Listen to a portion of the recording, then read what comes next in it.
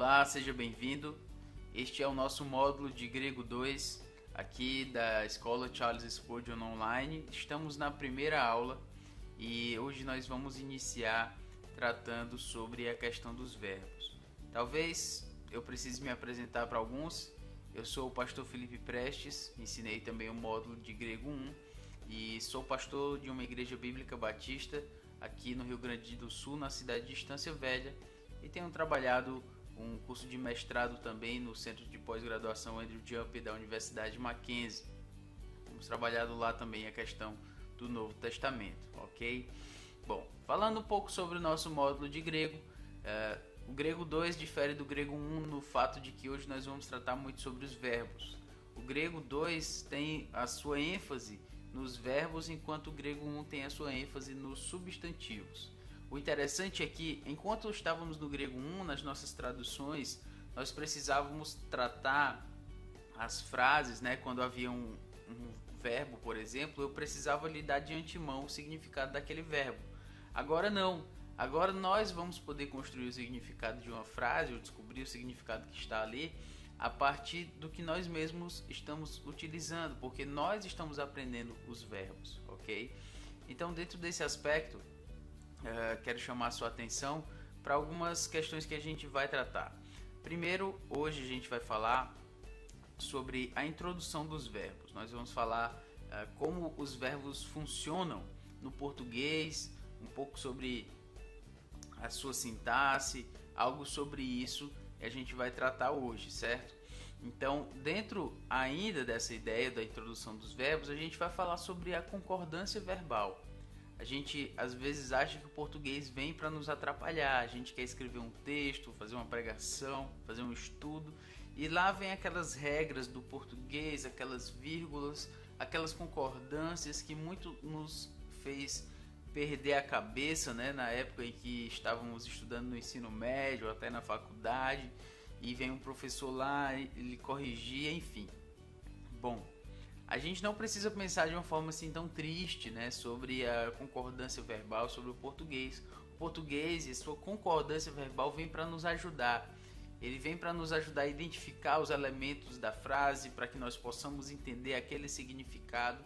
E se nós entendermos bem a concordância verbal, como funciona no português, isso vai se tornar muito mais fácil quando a gente for analisar o grego. Uma grande dificuldade, inclusive você já tem acompanhado o módulo de grego 1, já tem percebido com a gente de que a nossa metodologia trabalha muito a questão do português, justamente porque sem o português, sem uma boa gramática, você não vai poder entender bem o grego, certo?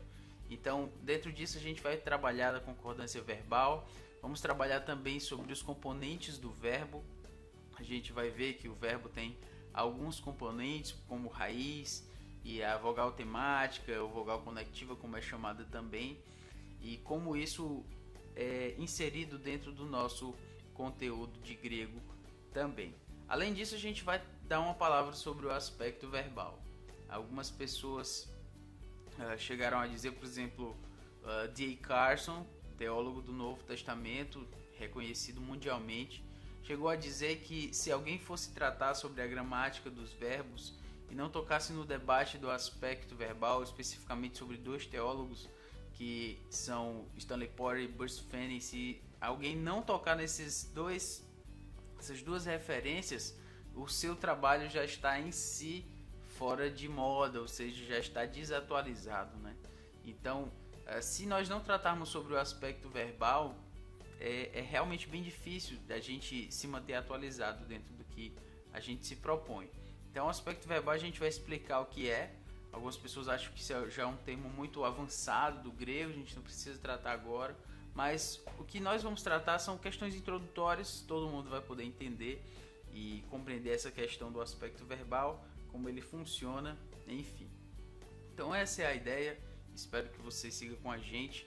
Eu quero fazer aqui uma oração pedindo que Deus nos dê a sua graça, nos ajude para aprender a língua que Ele escolheu para a revelação do Novo Testamento. Vamos orar então. Nosso Deus, Todo-Poderoso Pai, queremos Te clamar, Senhor, por cada aluno, queremos Te clamar também pelo professor, queremos Te pedir também, Senhor, pela Escola Charles Spurgeon Online, e também a sua escola física.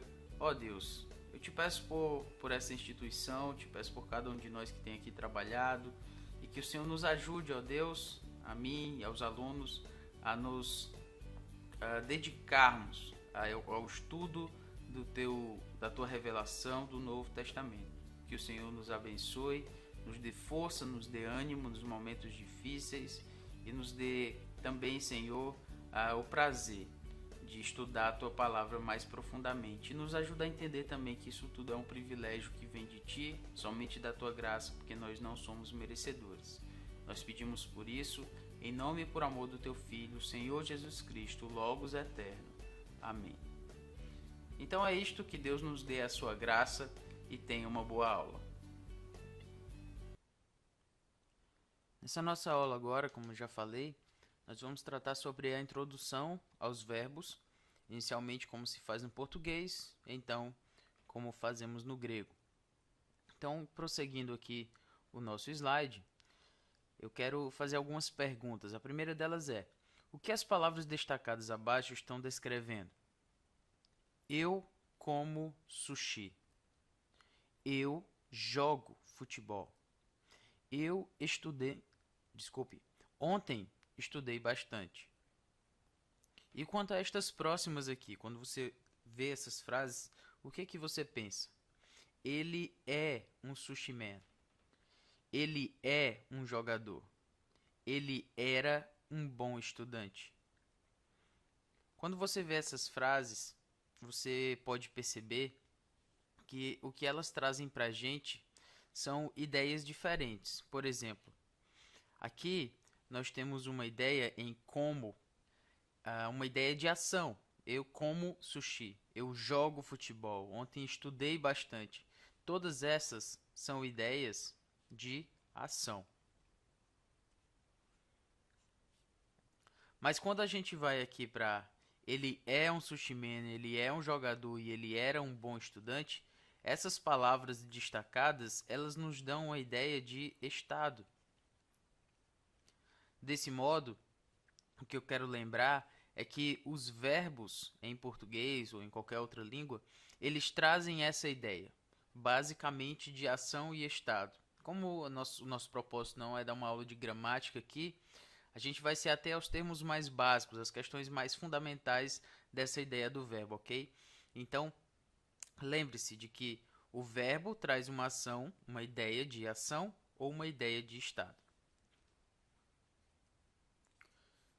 Vamos ver agora nesse nosso slide o que você vê de errado nessas frases a seguir. Por exemplo, eles estudam grego junto. Você percebe alguma coisa de errado? E para essa aqui, nós vai, ou a gente somos inútil, frase de uma música conhecida.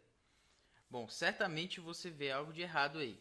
Talvez você não saiba exatamente o nome do fenômeno que está acontecendo aí, gramatical, mas por outro lado, você, quando ouve esse tipo de expressão, esse tipo de frase, você percebe que tem coisa errada aí. Você percebe que não está batendo como o que você espera. Por exemplo, eles estudam grego junto, não está certo. Por quê? Qual é o problema aí? Primeiro, nós temos um problema do que nós chamamos em português de concordância verbal. O que é a concordância verbal? É quando nós temos um verbo e esse verbo ele requer que os outros termos da frase estejam em concordância com ele. Então, se nós temos aqui eles estuda, esse verbo aqui está no singular e o pronome está no plural. Então, para que nós possamos colocar isso de uma forma correta, eles devem, se já está no plural, então estuda deve ficar no plural também. Então, seria eles estudam grego juntos, que é outra questão de concordância aqui, não verbal, mas não é o nosso caso no momento. Então, eles estudam grego juntos, agora sim ficou correto, porque nós temos uma concordância, o verbo está concordando com os outros termos da frase. Bem como aqui, nós vai. Nós vai, muita gente pode até falar, mas nós vai está errado. Então, seria, se nós está no plural, então nós vamos e não nós vai. A gente somos inútil. Bom, a gente somos não está correto, né? Deve ser nós. Já que está aqui no plural, então nós somos inúteis. Para ficar uma frase que tenha a sua concordância verbal. Bom, já que a gente corrigiu isso aí da forma correta, vamos pensar aqui então algo que a gente precisa lembrar. No grego, bem como no português, a concordância verbal será uma grande aliada. Ou seja, apesar de que muitas vezes a gente pode achar que isso é um tanto difícil para a gente, mas se você tem a concordância verbal no grego, aliás, no português, ela lhe ajuda. Ela lhe faz perceber qual é a função sintática das palavras, ela lhe faz ajudar também como é que essas palavras são escritas, como ela deve concordar com os outros elementos da frase, enfim, o número, o gênero, tudo isso ajuda. Contudo, ela também pode, a gente precisa ter muito cuidado. A concordância verbal, ela também pode ser a sua inimiga, e é isso que a gente vai falar no próximo slide. Então tenha cuidado com a concordância verbal, porque você pode se confundir com ela também. Mas também fique tranquilo, porque a gente vai tentar facilitar esse entendimento para que ele fique um pouco mais simples para a gente hoje, tá bom?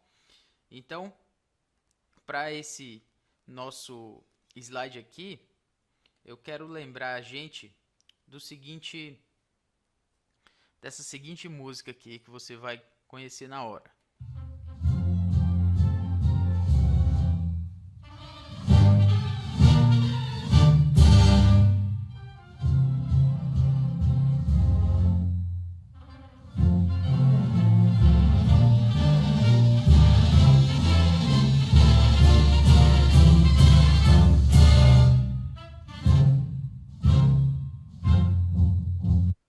Bom, você já estava preparado para cantar a música aí, o hino nacional, e eu quero parar nessa parte aqui que nós vamos ouvir agora. Ouviram do Ipiranga as margens plácidas de um povo heróico, brado, retumbante, e o sol da liberdade em raios fúlgidos brilhou no céu da pátria nesse instante. Bom, vamos parar aqui e pensar um pouco sobre o que a gente acabou de ouvir. Ouviram do Ipiranga as margens plácidas de um povo heróico, o brado retumbante, e o sol da liberdade, em raios fúlgidos, brilhou no céu da pátria nesse instante. Muita gente não entende o hino nacional por vários motivos. Primeiro, pelas palavras complicadas, né? Realmente nós temos aqui plácidas e também retumbante, fúlgidos. São palavras complicadas, né? Para gente que possivelmente possa não conhecer. Mas para a gente entender essa parte do hino nacional, a gente precisa entender como ele está numa ordem, como a gente chama em português, da ordem canônica. Eu vou explicar rapidamente o que significa isso. Mas para a gente chegar lá, a gente precisa entender quais são os verbos dessa frase. Então vamos lá.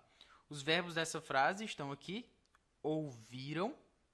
Então, ouviram do Ipiranga as margens plácidas de um povo heróico brado retumbante, e o sol da liberdade em raios fúlgidos brilhou no céu da pátria nesse instante. Quando você quer analisar uma frase, você primeiro precisa buscar os verbos dessa frase.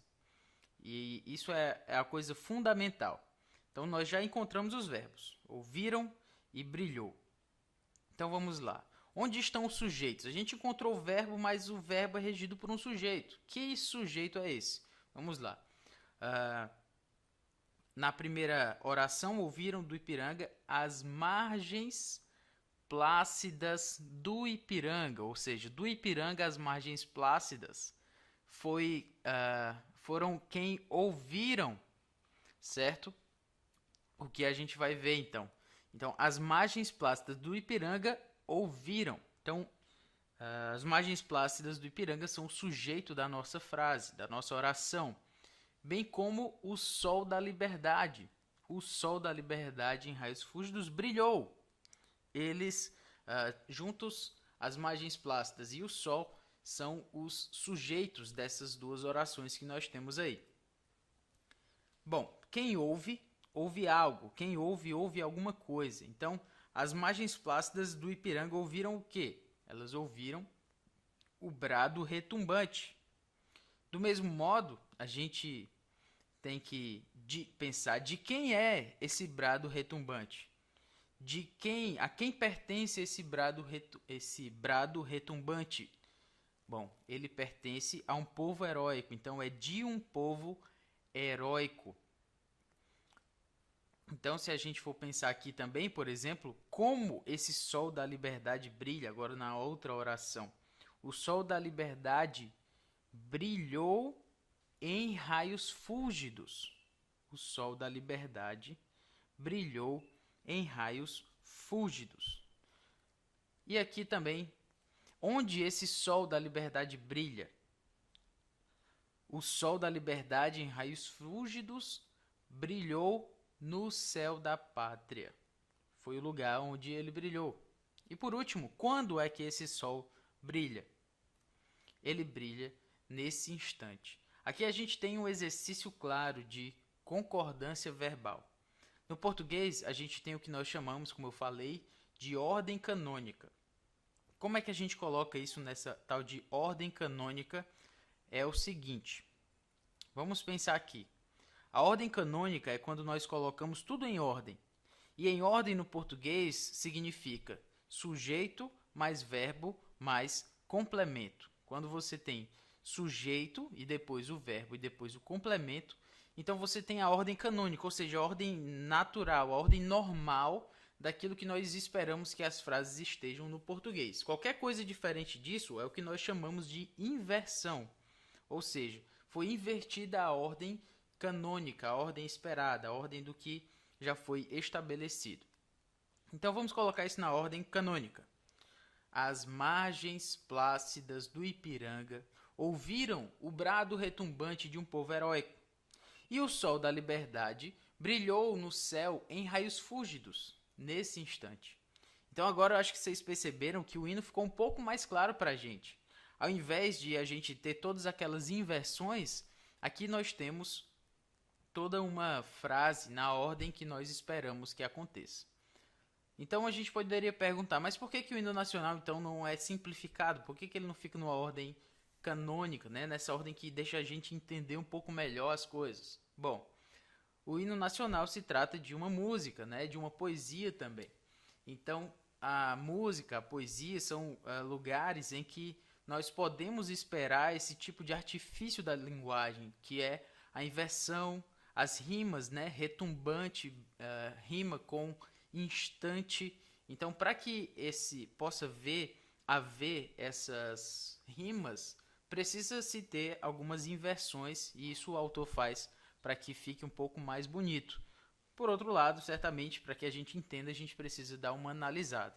E você pode se perguntar, mas por que eu estou aqui tanto falando sobre o hino nacional? O que isso tem a ver com a nossa aula? Bom, lembra que eu falei sobre sujeito, verbo e complemento? O sujeito ele deve estar concordando com o verbo. E com isso nós temos aquilo que a gente já falou naquele slide anterior com aquelas frases erradas. Nós temos a concordância verbal. E é sobre essas questões de verbo, essas questões de concordância que a gente vai tratar ainda mais nessa aula. Ainda nesse slide a gente vai continuar tratando sobre aquela parte do hino nacional. Mas agora a gente vai focalizar um pouco mais sobre os verbos, certo? Então nós temos os verbos ouviram, aqui, ouviram, e também o verbo brilhou. E pensando em termos de conceitos verbais, né, e também da sua pessoa e do seu número, a gente pode pensar aqui, qual é a pessoa do verbo ouviram? Bom, ouviram, nós podemos conjugar, né, então ele é o pretérito perfeito, aliás, isso mesmo, pretérito perfeito do verbo ouvir. Então, eu ouvi, tu ouvistes, ele ouviu, nós ouvimos, vós ouvistes, eles ouviram, eles, então é a terceira pessoa.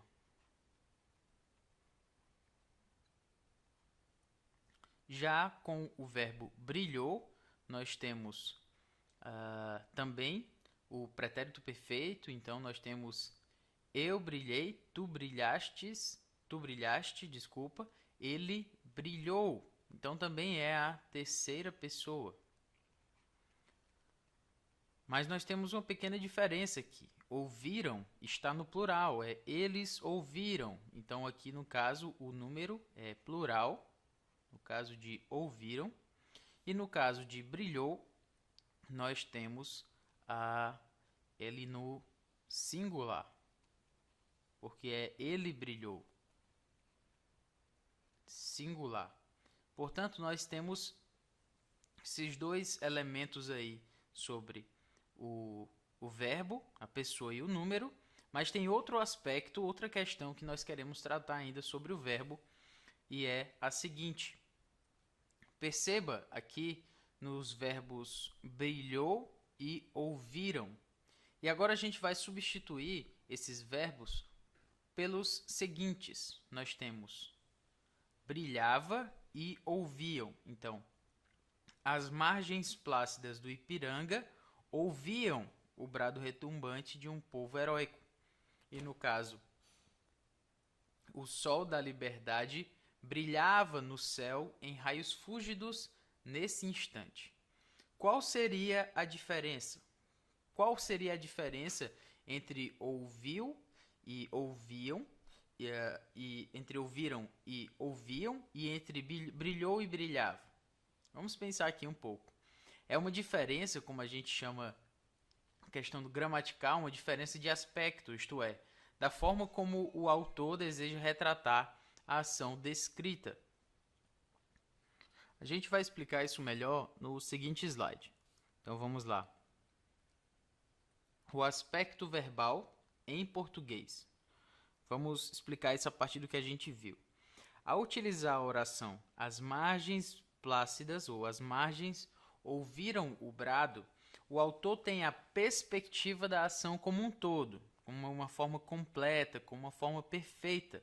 Por isso é o que nós utilizamos o pretérito perfeito, porque nós temos as margens ouviram o brado. É como se eu já estivesse pensando na ação e retratando essa ação como um todo, e não como se fosse ainda algumas partes dela, somente como um todo. Eu não estou visando detalhes aqui, aspectos mais internos daquela ação. Eu estou falando como se fosse de uma forma externa. Estou dando uma perspectiva geral do que aconteceu. Então, eu estou dizendo as margens ouviram o brado. Por outro lado, se a oração fosse as margens ouviam o brado, o autor mostraria uma outra perspectiva da ação. A perspectiva aqui é da ação como um processo que não tem limites claros, prolongando-se no passado por período impreciso de tempo.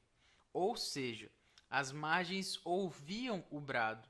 Eu não estou aqui deixando claro, na partir da minha perspectiva que eu estou retratando, que se essa ação se ela tem um limite, se quando ela terminou, eu não estou enfatizando isso. A perspectiva que eu estou trazendo com essa frase, as margens ouviam o brado, é uma perspectiva, como se poderia chamar, uma perspectiva interna. É como está descrito aqui, um período impreciso de tempo. Eu não estou especificando o tempo, mas eu estou dizendo que ela ouvia. Não estou determinando como um todo, como nós tratamos no texto anterior. Esse realmente é um elemento um pouco mais complexo da gramática, tanto do português como do grego, mas a gente vai tratar sobre isso um pouco mais também no futuro. A gente vai estar passando pelos verbos, tratando sobre os aspectos deles, mas a princípio é para que a gente lembre sobre que existe esse aspecto verbal, e no próximo slide a gente vai simplificar isso. Eu falei que a gente ia simplificar, então vamos lá. Em outras palavras, ao ver um verbo no Novo Testamento grego, você deve estar prevenido que a forma verbal, ou seja, o tempo daquele verbo que você encontrar, ele não vai indicar necessariamente o tempo cronológico, mas a forma como o autor quis retratar a ação apresentada. O que eu quero dizer com isso? Às vezes, no português, a gente tem aquela ideia de que o verbo, por exemplo, se um verbo está no passado, então ele vai indicar uma ação que aconteceu no passado. Isso para a gente é muito claro. E se eu quero retratar algo no futuro, então eu utilizo uma forma verbal que esteja no futuro. Mas, então você vai se perguntar, como é que eu vou saber a que lugar no tempo o autor está se referindo? No caso, já que não, a forma verbal não vai me indicar o tempo cronológico em que aquilo acontece, o tempo, na linha do tempo, quando foi que isso aconteceu. E a resposta está no exemplo a seguir, é o que eu vou mostrar no próximo slide. Mas eu já quero mostrar que isso acontece no português, certo? Para a gente já ir se preparando e vendo que isso não é tão assim tão distante do que a gente já conhece, do que a gente pode imaginar. Por exemplo, eu quero falar sobre uma viagem que eu vou fazer. Então, se eu quero dizer que a minha viagem é amanhã, eu posso usar o seguinte, eu posso dizer: eu viajo amanhã. E a gente costuma dizer isso. Olha, eu viajo amanhã. Porém, viajo, como a gente conhece, viajo está na forma presente. É um presente. E agora? Eu viajo está no presente, só que eu estou falando de amanhã. Como pode?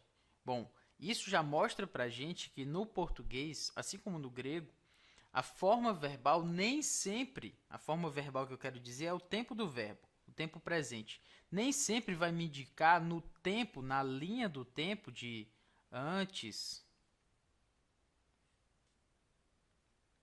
o durante e também depois. Não, a forma verbal ela não me diz se a coisa está acontecendo antes, durante ou depois necessariamente. Se eu usasse só a palavra viajo, eu não sei exatamente quando é o tempo que eu viajo. Ah, mas está no presente. Bom, mas se eu não pegar o contexto, que me diz que é amanhã, eu não poderia saber que no significado dessa forma verbal, no significado dessa frase, ela está falando do futuro. Contudo, na sua forma verbal, ela está no presente. Então, o que eu estou falando aqui? Eu estou falando de um aspecto verbal. Eu estou retratando essa situação de viajar como algo já presente, como algo já até mesmo já definido. É tão claro para mim que eu vou viajar amanhã que eu já uso no presente. Então, eu digo eu viajo amanhã. E isso tudo é o que a gente chama na gramática de aspecto verbal. Aspecto verbal, que é exatamente, como a gente tem falado, a forma de perspectiva. Ou seja, como eu retrato a ação da qual eu estou falando, certo? Então vamos ver isso como funciona no grego, para ficar um pouco mais claro para a gente também. Por exemplo, eucharistumen to theo pantote peri panton hemon. Há um verbo na forma verbal presente, ou seja, há um verbo no tempo presente. Esse verbo é o verbo eucharistumen. Ele está na forma verbal presente. E aí a gente tem as antigas gramáticas diriam que esse é um tempo presente, e que, portanto, Paulo quer dizer com essa forma verbal que ele dá graças continuamente a Deus. E as gramáticas diriam: ah, mas já que ele está usando o verbo presente no tempo verbal presente, então isso é algo contínuo. Paulo, ele orava continuamente por aqueles irmãos, e eu posso saber isso, segundo como as gramáticas diriam, é porque aqui está no plural. Então, eucharistumen está no plural. Aliás, desculpe, eucharistumen está no presente. Então, se está no presente, é algo contínuo. Bom, mas se é algo contínuo, por que Paulo utiliza o que a gente vai ver aqui, ó? Não é uma forma verbal que diz a ação de Paulo que é contínua, mas o advérbio pantote. Esse advérbio pantote aqui, como a gente tem, ele quer dizer sempre, isto é, continuamente. Então não é necessariamente porque eucharistumen está no presente que isso é algo contínuo, mas por conta desse adjunto adverbial aqui, como a gente chamaria no português. Ou seja, é o pantote, que significa sempre, que me diz que isso é algo contínuo e não necessariamente o seu tempo verbal. Então, ainda falando um pouco sobre isso, eu quero deixar claro com isso que para o efeito das nossas aulas, a gente pode até traduzir uma forma verbal presente como o nosso presente em português. Mas eu já quero adiantar para você que, a partir da teoria do aspecto verbal, a gente já percebe que essa é só uma forma de nos ajudar a entender o grego no primeiro momento. Uma forma de traduzir, já que está no presente no grego, então isso me ajuda a memorizar para o presente do português. Contudo, não se prenda à ideia de que se está no presente no grego, então é uma ação, como se costumava dizer, uma ação contínua. Então, e as pessoas às vezes fazem uma teoria completa em cima disso. Tenha cuidado com essa questão e lembre-se de que nós precisamos dar uma olhada ali no aspecto verbal e especificamente como o autor quis retratar a ação da qual ele estava falando. Se isso pareceu muito complicado para você, a gente vai continuar tratando sobre isso, mas é só uma forma de nos fazer lembrar que nem sempre as coisas são como as pessoas costumavam dizer, mas a gente precisa analisar mais profundamente essas questões, especialmente da gramática. Então, outros termos referentes ao verbo grego, parando de falar um pouco sobre o aspecto verbal e falando sobre o verbo grego. Vamos lá. A voz é um outro termo que se refere ao verbo grego. Por exemplo, nós temos no português: eu leio o livro e o livro é lido por mim. No português, nós chamaríamos eu leio o livro de voz ativa, porque o sujeito, aqui eu, está sendo ativo na ideia da atividade de ler. Então, aqui seria o que nós chamamos de voz ativa. Contudo, aqui a gente tem o livro é lido por mim. Então, o livro é lido por mim, aqui nós estaríamos dizendo que ele está na voz passiva. Porque neste caso aqui, o livro ele está sendo lido. Ele está recebendo a ação. O sujeito está recebendo a ação. No caso da voz ativa, ele está fazendo a ação. Eu leio o livro. O sujeito está fazendo, ele está fazendo a atividade de ler. No caso, o livro é lido por mim. Ele está recebendo a ação de ler. Então, ele está na voz passiva, certo? Nós temos isso no grego também. Contudo, no grego, a gente também nós também temos, o que nós chamamos de voz média. O que é a voz média? É quando nós temos aqui nesse exemplo, eu leio o livro para mim mesmo. No português a gente chamaria isso de uma ideia reflexiva, né? Eu leio para mim mesmo, com um propósito de um propósito individual. Eu leio para mim mesmo. Então, no grego a gente tem uma voz específica para isso. É a voz média. É uma ideia de algo que é feito em benefício de mim mesmo, em direção a mim mesmo. Então, eu leio o livro para mim mesmo, é a voz média. A gente não tem esse termo voz média em português, mas a gente tem em grego. Outro termo que a gente tem que tratar é o modo. O modo, como nós temos em português também, nós temos o indicativo, nós temos o subjuntivo no português também, o optativo também temos no português, uma ideia de uma gramática. Quando você vai um pouco mais avançado, você percebe essa questão de optativo e imperativo. Isso aqui também é claro para a gente, nós temos em português também, e nós vamos ver que esses modos, eles se relacionam ao verbo de uma forma bem especial. Não vale a pena tratar sobre isso agora, mas a gente já vai adiantando. Outro termo específico importante para a gente lembrar é a análise mórfica, o que nós chamamos em inglês de parsing. O que é isso? É analisar, fazer essa análise mórfica, ou seja, análise da forma da palavra, análise da forma do verbo.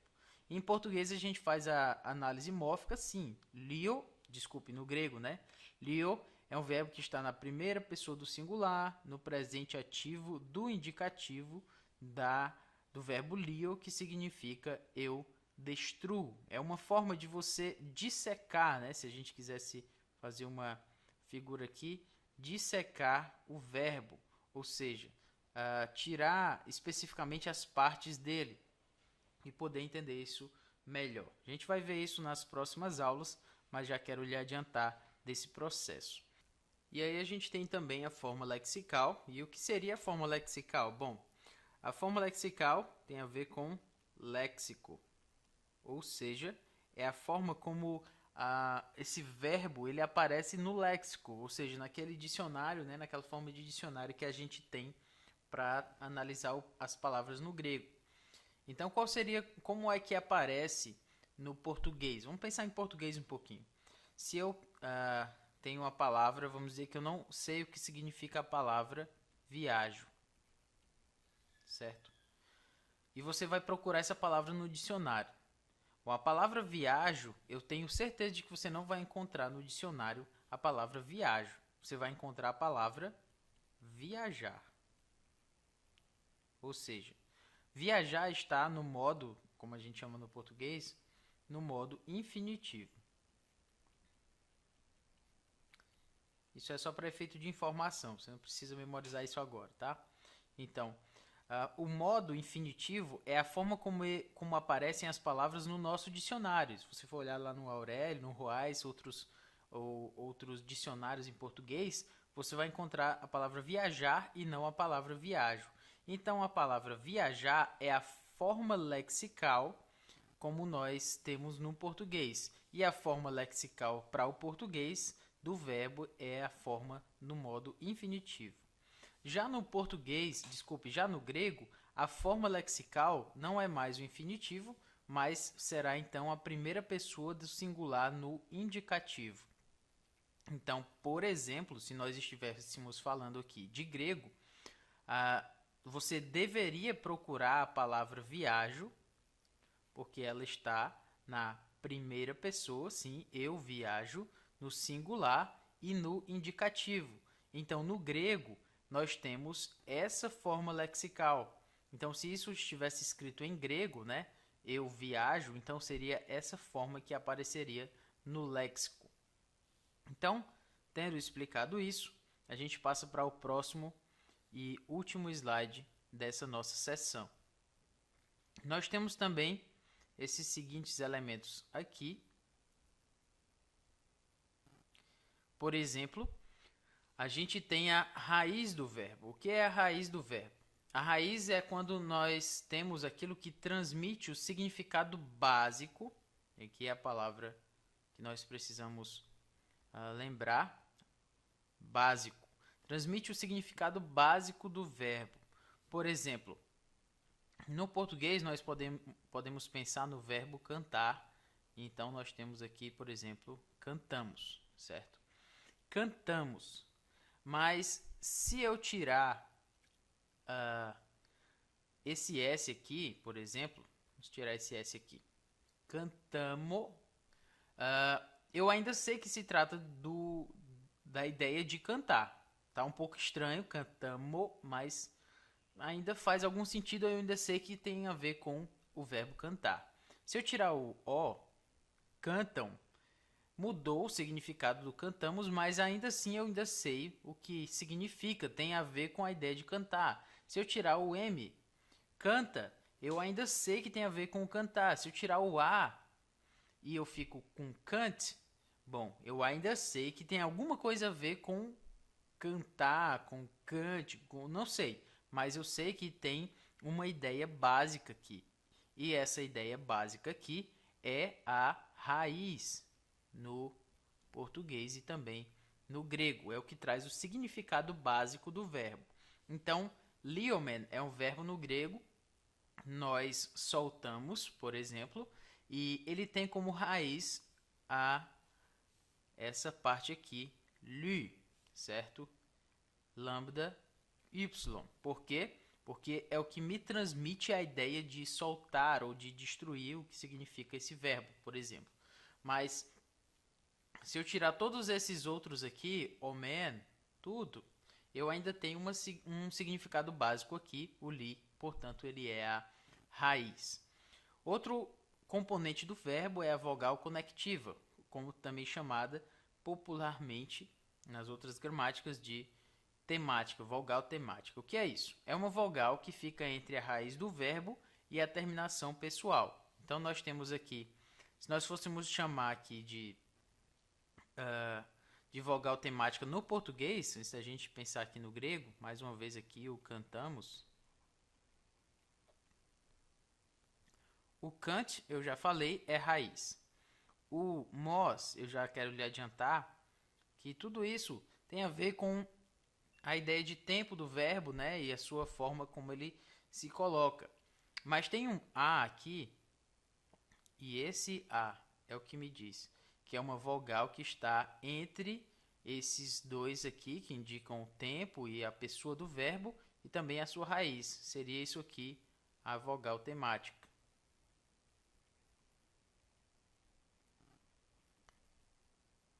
Nós temos isso também no grego. Por exemplo, legete.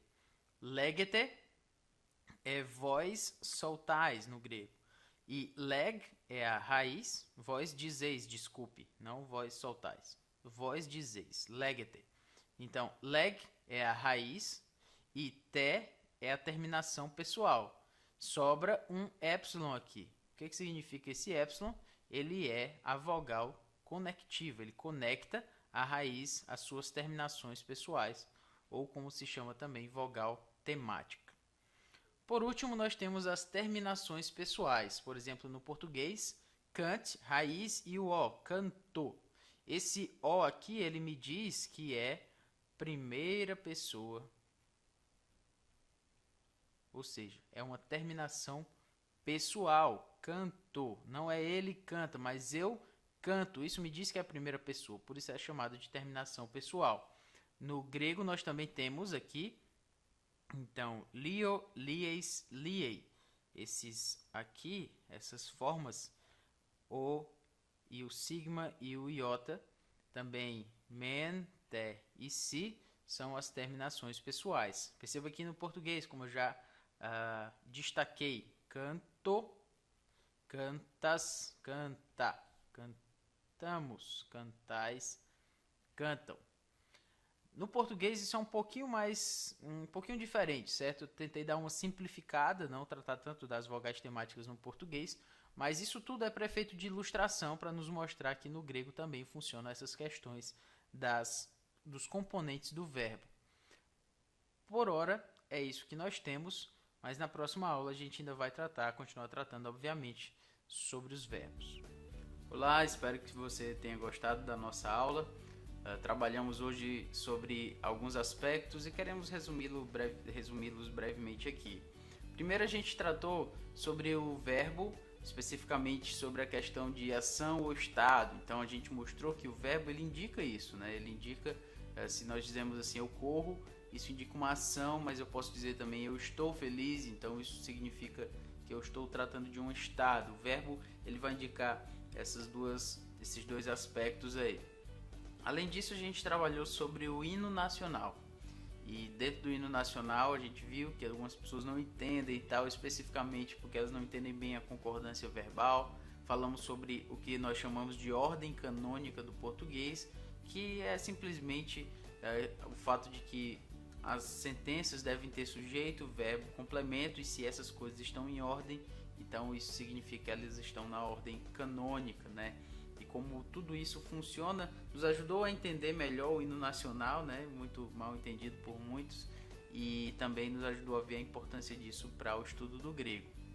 A gente falou também um pouco sobre o aspecto verbal, e o que você precisa lembrar sobre ele agora é que ele se trata da perspectiva do falante ou do escritor acerca da ação que ele está descrevendo. Então é basicamente isso. Além disso, nós tratamos sobre os principais componentes do verbo. A raiz, que nós falamos que se trata do que há de mais básico de significado dentro do verbo. Nós falamos também da vogal conectiva, como essa vogal está ali ligada, né, na questão dessa formação do verbo. E falamos também sobre as terminações pessoais, como elas existem no português, e também um pouco sobre como elas funcionam no grego.